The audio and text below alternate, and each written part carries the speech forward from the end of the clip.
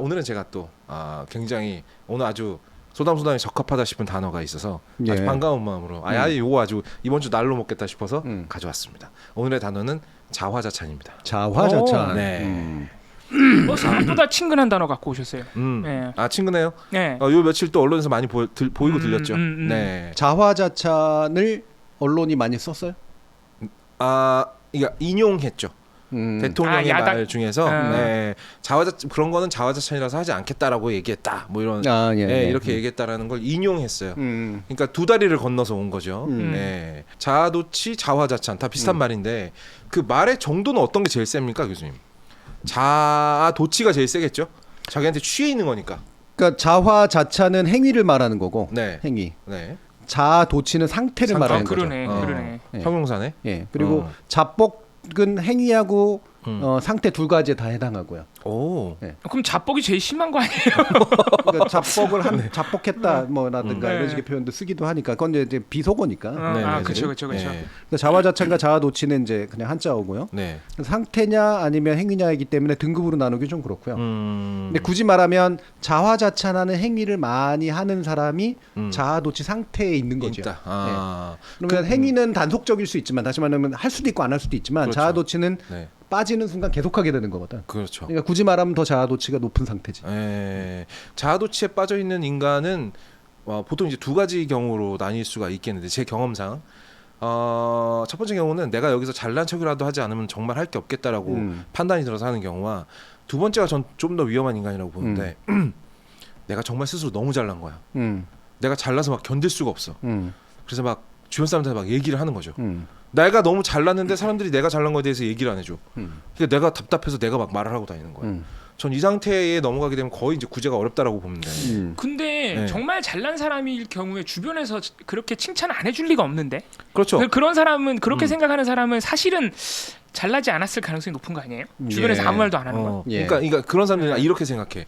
내가 다른 점 때문에 내 잘난 점이 묻혀서 안 보인다. 사람들이 내가 잘났는데 예를 들어서 뭐 셈을 낸다거나, 그렇지. 아니면 나를 너무 다른 사람으로 좀 생각한다거나 차별한다니까 쉽게 말해서. 그렇지. 그렇게 보는구나. 근데 그럴 수는 또 있을 것 같아요. 왜냐하면 흔히 천재들이 조금 그 영화 같은데 제가 영화를 너무 봐서 그런지 천재들이 약간 행동이 조금 이색적이고 그럴 경우가 있잖아요. 그런 건 또 있을 수도 있겠네요. 이제 영화에서 천재를 그리는 방식 중에 하나인데 약간 이제 자뻑에 빠진. 그러니까 우리가 가장 유명한 캐릭터가 이제 마블 유니버스의 토니 스타크 아니겠습니까? 그렇죠. 자뻑에 빠졌는데 이 사람은 심지어 그럴만해. 그럴만한데 에고가 그럴만함을 넘어서는 사람이지. 근데 이제 워낙에 매력적이라서 밉지 않은 스타일이고 마블 영화가 계속 죽을 쓰는 이유가 토니 스타크만큼 매력적인 배드스 캐릭터를 못 만들었기 때문인데 토니 스타크 같은 경우는 굉장히 경증이고요. 심지어 나중에는 이제 히어로로 각성하고 난 다음에는 오히려 이제 희생을 택하는 그런 면도 있기 때문에 이런 경우는 어때요, 교수님?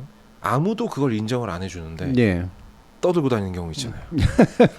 그래서 어떤 분이 아까 보면은 실제로 칭찬할 만한 일인데 그냥 지 입으로 얘기해 버리는 경우와 그렇지 않은데 그냥 지 입으로 얘기하는 경우 차이가 있지 않겠느냐.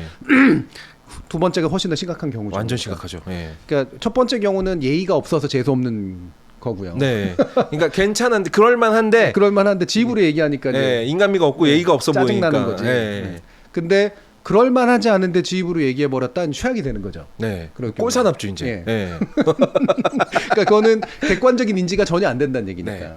자기 객관화가 전혀 안 된 상태로. 그럼 약간 우리가 이제 슈퍼히어로 영화를 얘기할 때 기본적으로는 약간 중이병적 세계관, 그러니까 자아중심적인 세계관. 슈퍼맨이 날아가면 온 세상 사람들이 다 보잖아요. 그러니까 그 정도의 인식에 머물러 있다라고 생각이 들거든요. 저는 온 세상이 나를 중심으로 돌아가는구나. 온 세상 사람들이 다 나를 좋아하고 온 세상 사람들이 나를 좋아하든 싫어하든 나한테 관심이 있고 내 일거수일투족을 다 집중해서 보고 있구나. 근데 왜 나의 일거수일투족을 다 보는데 이렇게 내가 잘한 건 모르지? 이래서 막 자랑을 하게 되는 경우도 있을 거고. 그러니까 저는 사실 좀 너무 깊게 생각한다는 생각이 드는데 그러니까 그 심리학적으로는 나르시즘이라고 얘기하는 원래 고유의 상태가 있어요. 그러니까 그 물에 비친 자신의 모습에 사랑에 빠지는 거잖아요. 그렇죠. 가장 극단적인 상태가. 나르시즘은 굉장히 중요한 심리적 현상이거든요. 그리고 누구나 다 나르시즘이 있어요. 그렇죠, 있죠. 인간이라고 하는 존재들은. 그리고 나르시즘이 없으면 사실 자기 비하로 완전히 빠져버리기 때문에 필요한 부분도 있단 말이에요.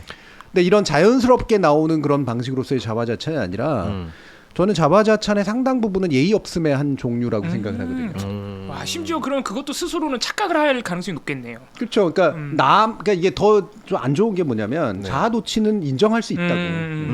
근데 그거를 자화자찬하는 상태는 남에 대한 고려가 없다는 얘기란 말이에요. 남이 나를 어떻게 보는지도 생각도 없고 남이 이 얘기를 들었을 때 얼마나 불편할지에 대한 생각도 없고 그 얘기는 더 최악이거든. 그러니까 사회성조차 떨어진다는 얘기거든.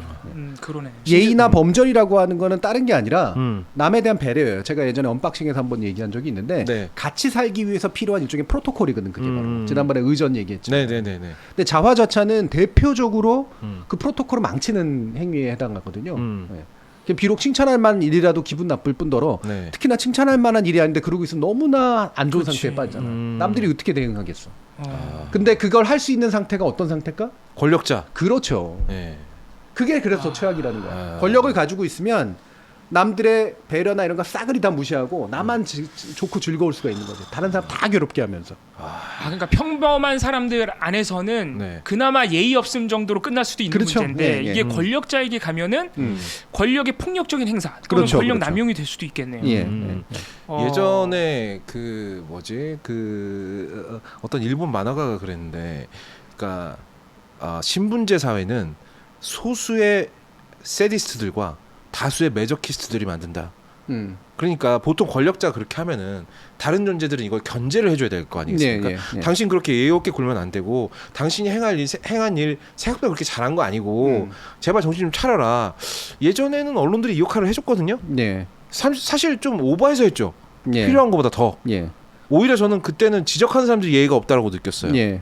뭐 단순하게 예를 들면 예전에 문재인 대통령한테 질문한답시고 근저감이라는 단어까지 써가면서 막 거의 인신공격에 가까운 말을 했던 기자도 있었어요. 예. 굉장히 무례한 방식으로.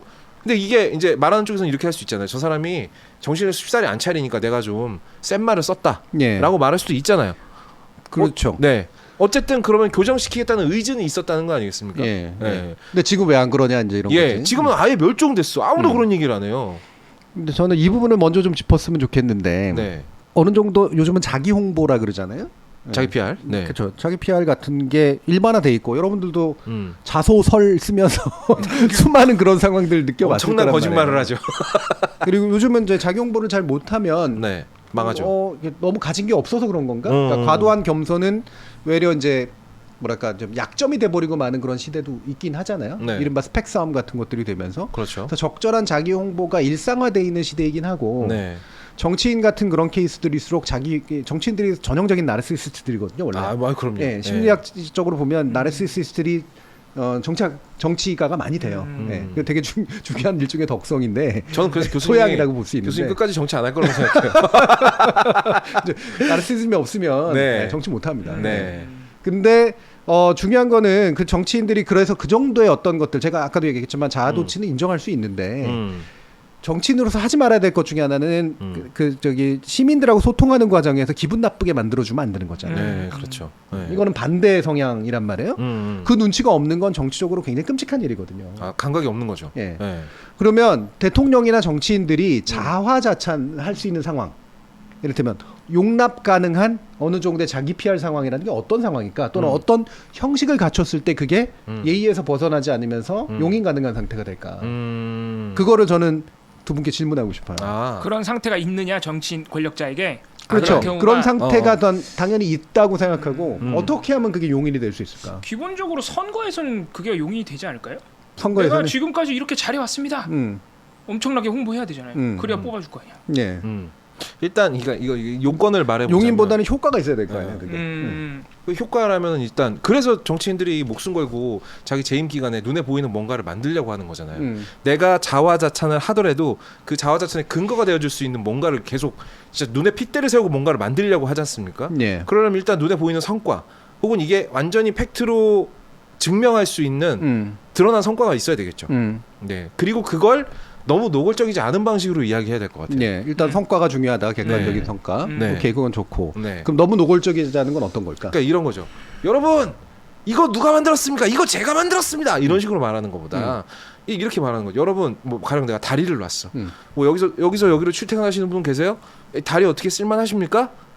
예, 그러면 이 다리 혹시 누가 놨는지 아세요? 요 정도로 그러니까 이게 너무 직접적으로 말한다기보다는 듣는 사람들로서 아까 우리가 얘기했던 것처럼 대화를 유도해내는 방식으로 말하는 게 일방적으로 쏟아붓는 것보다는 훨씬 낫지 않을까? 그거를 언론이나 지지자들 그룹이 입소문을 퍼뜨려주면 더 좋지 않을까요? 너무 좋지. 언론이 그런 경우 있잖아요. 사실 성과를 만들어주는 거는 또 언론이니까. 그렇지. 그 정치는 가만히 있어. 여기 이제 좀 더 완화된 방식으로 자기 입으로 얘기한다. 그 다음에 여기가 남의 입으로 얘기하게 한다.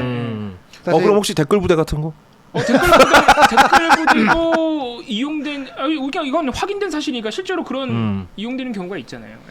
근데 댓글 부대는 이제 보통 다른 후보를 비방하는 용도로 많이. 그렇죠. 자기 성과보다는. 예전에 공자님인가가 그런 얘기를 한 적이 있는데. 남의 칭찬은 그 사람 보는 데서 내 입으로 하고 내 칭찬은 내가 없는 데서 남이 하도록 해라. 이거 굉장히 중요한 처세 소리거든요. 그러네. 그 효과가 100배로 늘었습니다. 그렇죠. 이건 홍보 관점에서도 그래요. 그러니까 구전이라 그러잖아. 입소문으로 하면 되게 신뢰가 많이 생기거든요. 왜 그 사람 입으로 직접 하는 게 남이 입으로 한 거니까. 마치 객관성이 있는 것처럼. 그렇죠. 그렇게 느껴지죠. 제3자의 평가. 그리고 진실한 평가처럼 느껴지고. 그래서 남의 입으로 얘기하게 해라. 뭐 조작하라는 얘기를 하기보다는 자연스럽게 얘기가 나오죠. 이제 그러면 언론도 그렇고 뭐 아니면 다른 주변의 지지자들이라든가 이런 사람들이 이게 이제 일단 되게 봉우리 얘기하신 것처럼 좋은 거고요. 저는 좀 더 나아가서 이제 어떤 생각을 하냐면 주어를 바꿔야 된다고 생각을 해요. 주어를 바꿔야 된다. 특히 대통령이라면 자 제가 이런 성과를 거뒀습니다가 아니라 우리가 국민 여러분의 지지로 우리 국가가 우리 정부가 우리 정부가 좋네요. 그렇죠. 이런 성과를 거뒀습니다. 이러면 자기 칭찬을 하는 거긴 하지만 내가 주체가 아니잖아. 그렇지. 그리고 실제로 그런 거고 내가 잘해서 되라기보다는 뭔가가 잘 돌아갔기 때문에 그런 거 아니에요. 그래서 주어에 조심해야 돼. 이번에 뭐 주어가 없다고 하는 논란이 빚어졌는데 주어에 조심해야 돼. 주어를. 그렇죠. 대통령이란 존재는 헌법기관이고요. 대통령 국가를 대표하는 사람이잖아요. 그러면 그 의식이 머릿속에 들어가 있어야 돼요. 내가 한 일이 아니라 국가가 한 일이야. 나는 국가의 도구로서 한 일이고. 그럼 남들이 뭐라면 그래 너가 잘해서 그렇게 된 거야라고 인정해 주죠 당연히. 근데 그러면 이제 국가가 잘해서 성과가 좋았습니다라고 얘기할 수 있는 오브젝트가 있고 도저히 어떻게 얘기를 해도 내가 잘했다라는 결론밖에 안 나오는 것들 있잖아요. 가령 내가 뭐 노래를 했는데 다른 사람들이 너무 놀라서 쳐다보더라. 근데 이건 어떻게 이거 국가가 잘했다라고 말할 수가 없잖아. 아니 그런 것도 이런 거지. 뭐 예를 들면 한국의 국격이 많이 높아지다 보니 미국 같은 나라에서 우리를 국빈으로 초청해서 저에게 굉장히 소프트한 분위기를 만들어주고 노래하던 순서를 마련해 주더라.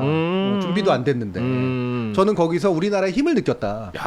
자기 자랑은 살짝 토핑처럼 올려놓는 거군요. 그러면 굉장히 품격도 있고 같이 칭찬받는 느낌이 들잖아요. 영화를 보면 제가 아까 토니 스타크 예를 들었습니다만 되게 재수없고 거만한 사람이더라도 어떤 계기로 정신을 차려요. 근데 그 어떤 계기라는 것이 거의 목숨이 왔다 갔다 하는 일입니다. 그렇죠. 대부분. 그러니까 나르시스트가 그 나르시시즘을 버리려면 어마어마한 일이 변화가 있어야 돼요. 그렇죠. 자기 그릇이 깨져야 되는 거니까. 근데 과연 그럴 수 있을 거냐는 거죠. 근데 지금 그런 환경은 만들어져 있지 않은 것 같거든요. 근데 이제 우리가 기대할 수 있는 건 그러면 이제 스스로 어렵겠죠. 예를 들면은 진짜로 목숨이 왔다 갔다 하는 경험을 해보지 않으면 안 될 거라고 봅니다. 안 된다는 얘기죠? 왜냐하면 특히나 나이가 들어갈수록 훨씬 더 자아는 굳어진단 말이에요. 그렇죠. 잘 안 부서지지. 그리고 경험의 폭도 훨씬 좁아질 수밖에 없고요. 권력을 특히나 가지고 있으면 훨씬 더 주변에서 나천꾼들만 늘어나지. 특히나 이런 통치 스타일이면 더더욱이나 그렇죠. 자기 스스로의 그릇을 깰 수 있을 만한 여건이나 기회가 더 없을 가능성이 훨씬 높단 말이에요. 어떻게 이게 깨지겠습니까? 제가 알기로 아마 그저께인가 국민의힘 지도부하고 이제 만찬 자리에서 아마 이런 얘기를 했을 거예요. 그래서 그 만찬 자리에서 나온 얘기가 저는 사실 언론 보도 최근에 양태 중에 이해 안 가는 것 중에 하나인데 이게 예를 들어 대통령이 비공개 뭔가 일정을 가지면요. 예를 들어 만찬 같은 거는 뭐 그렇게 심각한 이벤트도 아니고 가벼운 이벤트니까 사실 비공개 만찬에서 어떤 얘기가 오갔습니다라는 보도는 하루 안에 다 끝납니다. 보통. 그렇죠. 근데 윤석열 정부 들어와서 많이 보이는 보도 영상 중에 하나가 그런 가벼운 비공개 일정에서 어떤 얘기가 나왔는지 뒷이야기가 거의 이틀 3일간 나와요. 보도가.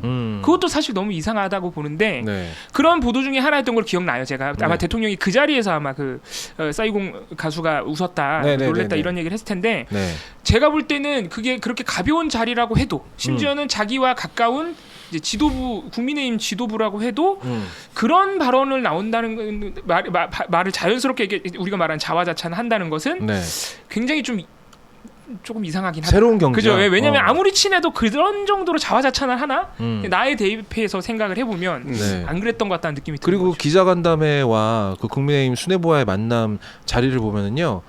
그 윤 대통령이 마이크를 들고 있는 모습이 마치 디너 쇼를 방불케 합니다. 그러니까 저는 그 어떤 모든 표정과 제스처와 자세에서 정말 강렬한 나르시즘의 향기를 너무 많이 맡았어요.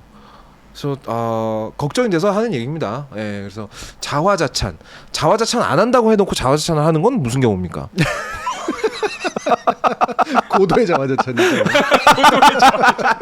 근데 그거 다 걸리면 고도는 아니지 않아요? 그러니까 고도가 높다라는 의미가 아니라 극단이란 뜻이죠.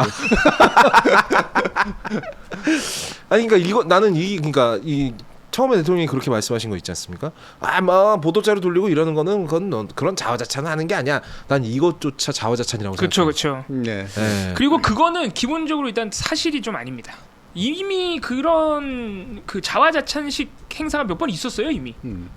그리고 솔직히 국무회의 모두 발언 자꾸 생중계하는데 그것도 사실 자화자찬 생중계잖아요. 그런 그렇죠. 측면도 좀 있기 때문에. 아무튼 그러면 마지막으로 이것만 한번 사회심리학적으로 이 나르시즘에 빠지는 위험은 누구에게나 있잖아요. 누구에게나 있죠. 네. 그리고 이게 한번 빠지게 되면은 요게 상태가 괜찮거든요. 정신적으로는 오히려 나르시스트들이 굉장히 건강해요. 그냥 내가 하는 일인가 그냥 덮어놓고 잘 될 거야. 그리고 뭐 남들이 나를 좋게 생각하지 않을까? 뭐 이렇게 생각하니까 이게 빠져나오기가 쉽지 않아요. 내가 나르시즘이 있는지 없는지는 어떻게 판별을 해야 하며 만약에 지금 내가 어떤 자도취에 굉장히 빠져 있다라면 어떤 걸 점검해서 어떻게 빠져나와야 건강한 정신으로 살게 될까? 이 부분은 두 가지로 나눠볼 수밖에 없는데 극단적으로 나르시즘적 상태에 빠지면 심지어 이제 요쪽 분야를 하시는 분들 정신분석학이나 이런 거 하시는 분들의 얘기를 들으면 거의 마비 상태라 그래요. 때려도 모르는 마비 그럼 상태. 객관화가 안 되는 겁니까? 그러니까 마비. 그러니까 감각의 마비가 일어나는 거야. 판단력이 없는 거죠. 극단적으로 빠져버리는 거기 때문에 그래서 이런 마비 상태에서는 사실 끄집어내지기가 굉장히 어렵습니다. 그래서 그게 깨질 수 있다라고 생각하거나 기대하면 안 되는 경우들이 꽤 있어요. 근데 이제 대부분은 약간 미약한 나르시즘 상태에 빠지거든요. 대부분 어렸을 때 유아적 상태에서 이제 일어나죠. 근데 자연스러운 사회화 과정에서 자연스럽게 깨져요. 그렇죠. 자연스럽게. 보통 군대 갔다 오면 깨지던데. 그렇죠. 그러니까 그게 그래서 안 깨졌다는 얘기는 둘 중에 하나인 거야. 극단적으로 나르시즘적 상태에 빠져서 일반적인 의미에서의 감각이나 판단력이 없는 상태거나 아니면 사회화가 심각히 잘못됐거나. 둘 다거나. 그렇죠. 그러니까 둘 다가 이제 결합되면 이제 뭐 당연히 말할 것도 없는 거죠. 그래서 그런 이제 위험이 분명히 있는 거고 저는 어떻게 하면 깨집니까라는 특별한 얘기를 할 필요도 별로 없다고 봐요. 그러니까 사회화, 자연스러운 사회화 과정에서는 반드시 깨지게 돼 있습니다. 성장 과정에서 사람이. 그럼 안 깨졌다라는 건 뭔가 사회화 과정에서 문제가 있었다는 거죠. 심각한 문제가 있었다는 극단적인 거구나. 상태거나 문제가 있는 상태. 문제가 있었던 사회화 과정이란 얘기지. 아니 이제 우리나라 정서가 특히나 너무 겸손한 사람을 좋아하는 경향이 좀 있어요. 사실 뭐 이제 아메리카가 탤런트 같은 프로그램들 보면 정말 나와서 말도 안 되는 노래를 부르는데 그래도 난 멋져, 난 섹시해. 이건 이제 자존감이잖아요. 그렇죠. 왜냐하면 내가 나를 인정하는 거니까. 그럼 이 자존감이 튼튼한 사람들은 거기서 탈락을 해도 상처받지 않아. 근데 우리나라 오디션 프로그램 보면 되게 겸손해요, 참가자들이. 근데 떨어지면 엄청 상처받아요. 그렇죠. 숨기고 있었던 거죠. 결국 그 신중하게 숨기고 있었던 거구나. 근데 저는 제가 외국에서 경험을 해보면 같이 막 세미나 이런 거 하고 그러면 물론 제가 그때 이제 영어가 자연스럽지 못하니까 속으로는 이만큼 생각인데 얘가 막 빨리 얘기해버리면 지나가 버리잖아. 그렇지. 그래가지고 내 얘기를 못하게 되는 경우도 많은데 야 진짜 저렇게 쓸데없고 아무 말도 하는 얘기를 저렇게 자연스럽게 잘났다고 하지? 뭐 이런 생각이 들 때가 정말 많았어요. 네. 그럴 것 같아. 얘네들 왜 이렇게 건방질까? 네, 기본 태도가 되게 건방지거든요. 네. 그래서 야 이거는 내가 한국인이라서 느끼는 감정인가 아니면 쟤네들의 문제인가. 네. 근데 둘 다에 걸쳐 있었던 것 같은데 저는 그 자기 스스로의 자존심을 내세우고 자기가 되게 잘났다고 생각하는 것들을 자연스럽게 취급하는 서양 문화도 그렇게 좋은 건 아니라고 봐요. 네, 분명 어디선가 고꾸라집니다. 그들은 나이가 들고 객관적으로 비교가 되는 상황에 오고 그래서 사실은 정신적인 공황 상태에 빠지는 거 되게 많아요. 서양 애들 많이 그러잖아요. 그러면 괜히 그때부터 제니니 뭐 이런 거 맞아. 네. 뭐 무슨 미드라이프 크라이시스니 그래 40대 돼가지고 괜히 사춘기 앓고 이런다고. 그래서 그게 반드시 뭐 자기 겉으로 잘 자기가 되게 잘난 것처럼 하고 막 이러는 게 긍정적이다라고 전 생각하지 않아요. 근데 한국식 방법은 억눌러서 그걸 해결하는 거라는 게 문제인 거죠. 표를 못 내게 하는 거죠. 그러니까 둘 다 병리적이에요, 사실은. 양극단에 있네요. 완전히 정반대 현상이네. 그래서 이거는 겸손이라고 하는 게 억압해가지고 겸손을 하라는 게 아니라 먼저 겪은 사람들이 일종의 예의를 가르쳐 주는 거잖아요. 그러니까 이러이러하게 되더라라고 가르쳐 주는 거거든. 그 나이 땐 몰라요. 모르죠. 당연히 몰라. 겪어봐야 알지. 근데 제가 흔히 이런 비유를 써요. 제가 예전에 학원에서 아이들 가르칠 때 이런 얘기를 했는데 콩나물 시루에 콩 심어놓고 물 뿌리면 물이 다 밑으로 빠지잖아. 네네. 근데 얘가 어떻게 자랄까? 이 발끝에 닿은 거 아니에요, 물이? 아니에요. 그러면 뿌리가 생겨요. 콩나물은. 그렇구나. 네, 콩나물 뿌리 생기면 못 큰일 나. 먹는구나. 물이 닿으면 안 돼. 얘는. 뭐지? 물을 계속 뿌려야 돼. 습기가 높아서 계속 뿌려야 돼. 머금도록. 공기 중에 있는 그 물을 이렇게 먹나? 실제로 습기도 영향을 주고요. 물이 흩어 지나가서 묻어 있잖아요. 묻어 있는 걸로. 네, 묻어 있는 거를 빨아들여서 하는 거거든요. 머금고 있던 거를. 그렇죠. 그래야지 콩나물이 예쁘게 자라고 잘 자라요. 안 그럼 너무 일찍 뿌리를 내려버린다고. 제가 이렇게 얘기했어요. 그 친구들한테 내가 너희들한테 내 나이에서 너희들한테 해주는 이야기는 이렇게 하면 공부 잘할 수 있다라든가 뭐 이런 얘기들은 사실은 그냥 콩나물에 뿌려진 물처럼 느껴질 수도 있다. 너희들한테 안 남을 거다. 장시간에 걸쳐서 스며들 수는 있는 거잖아요. 그렇죠. 근데 내가 여러 번 얘기하고 여러 번 얘기하는 순간 너희들이 어느 순간에 스스로가 콩나물이 되어 있다라고 하는 걸 느끼게 나는 해줬으면 좋겠다 내가 그 얘기를 했어요. 그러니까 뭐냐면 어른들의 조언이라든가 이런 어떤 나르시즘을 깨지는 방식은 저는 이렇게 콩나물과 같은 방식이라고 생각하거든요. 수많은 물들을 맞아봐야 돼. 그리고 그 물이 머금어져서 내 안에서 스스로가 뻗어져 나와야지 깨지는 거란 말이에요. 저는 그런 과정이 제일 중요한 과정이라고 생각을 하거든요.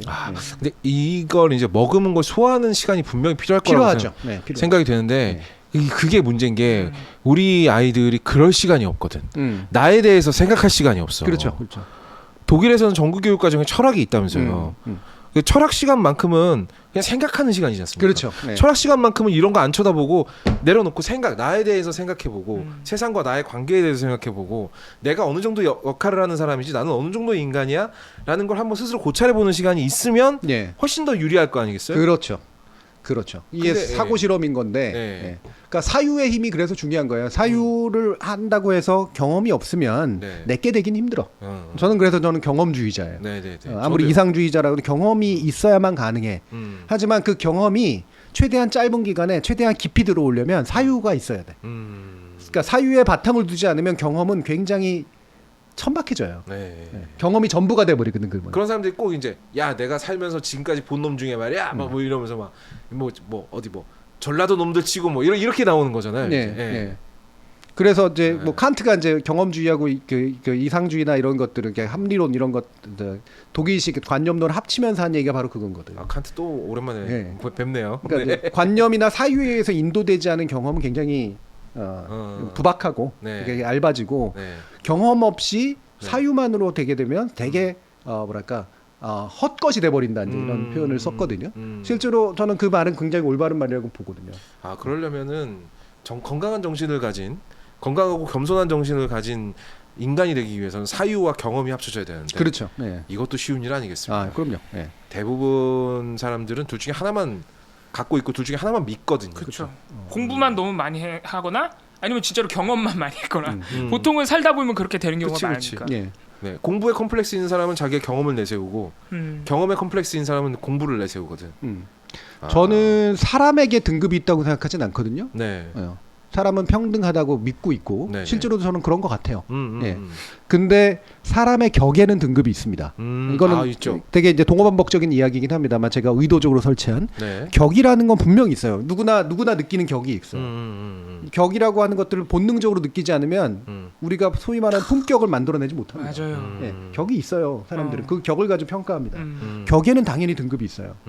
그러면 이 격의 등급을 만들어내는 방법을 이렇게 보면 이 사유와 경험의 총체입니다. 결국은 사람의 등급 격을 만들어내는 거. 그 사람이 걸어왔던 그렇죠. 길과 예. 그 사람이 생각해왔던 것의 그렇죠. 총체군요. 예. 둘 중에 어느 하나라도 부족해도 격은 안 만들어져요.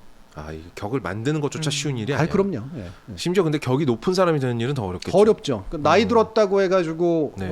당연히 격이 만들어지는 게 아닌 이유가 네. 경험을 못할 수도 있고 사유를 못할 수도 있는 거잖아. 나이만 먹을 수도 있는 건데. 그렇죠. 나이는 그냥 가만히 있어 먹으니까. 근데 어린 나이일수록 격을 갖추기 어려운 이유는 사유의 기회와 경험의 기회가 훨씬 적을 수밖에 없기 때문에 그런 거예요. 결국은 시간을 통과해야만 네. 가능한 게 격이라고 하는 건데 네. 시간만 통과해서는 불가능한 거지. 자꾸 이런 생각을 하고 있는 제가 걸작선을 만들 때마다 자꾸 걸림돌이 됩니다. 걸작선을 만들 때 예전처럼 문장이 쉽게 안 나와요.